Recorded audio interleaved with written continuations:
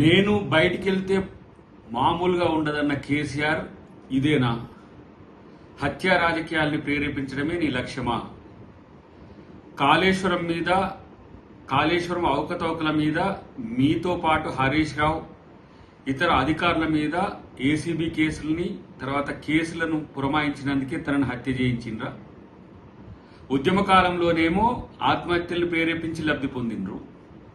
ఇప్పుడు మళ్ళీ రాజకీయాల కోసం రాజలింగమూర్తి హత్య దేనికి జరిగింది అని అంటే కేవలం మీ రాజకీయ ప్రయోజనాల కోసమే. మాకెవరైనా ఎదురొస్తే ఇట్లా ఉంటదని చెప్పడానికే ఈ హత్య జరిగింది.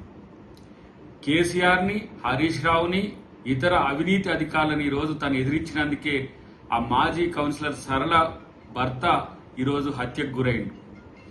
నువ్వు బయటికి వెళ్తే మామూలుగా ఉండదంటే హత్య రాజకీయాలు ప్రేరేపించడానికే ఇలాంటి ప్రయత్నాలు చేస్తున్నారా? తస్మాత్ జాగ్రత్త. ఇది మంచి రాజకీయ సంస్కృతి కానే కాదని చెప్పి బీఆర్ఎస్ పార్టీకి ఈరోజు హెచ్చరిస్తున్నాం. కేసీఆర్ మళ్ళీ వచ్చేది లేదు, బీజేపీలో వాలిపోవడం ఖాయం.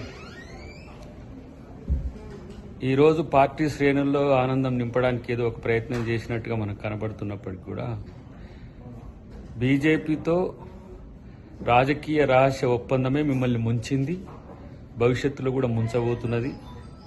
లిక్కర్ కేసు అయితేంది, మీరు ప్రభుత్వంలో చేసిన అవినీతి అయితేంది, రేపటి రోజున బీజేపీకి ఏ విధంగా సహకరించాలనో అదే ప్రయత్నంలో ఉంటారు తప్పితే మరొకటి లేదు. మీరు నిలబడేది లేదు, కూలిపోయిండ్రు. కూలిపోయిన వాళ్ళు వాలిపోవడం ఖాయమనేది మా యొక్క అంచనా. తెలంగాణ ప్రజల్ని ఎంత పెద్ద ఎత్తున వంచిండ్రో మళ్ళీ తెలంగాణ ప్రజలు మిమ్మల్ని హక్కున చేర్చుకుంటారు అనేది కళ్ళ. భారత రాష్ట్ర సమితి అని ఈరోజు తెలంగాణను వదిలేసి రాజకీయాల్ని జాతీయ స్థాయిలో చేస్తా అని చెప్పిపోయిన మిమ్మల్ని ఆ విధంగానే ప్రజలను బీజేపీతో కలిసిపోయే ప్రయత్నం చేస్తారు తప్పితే మిమ్మల్ని ఎవరు పట్టించుకోరు.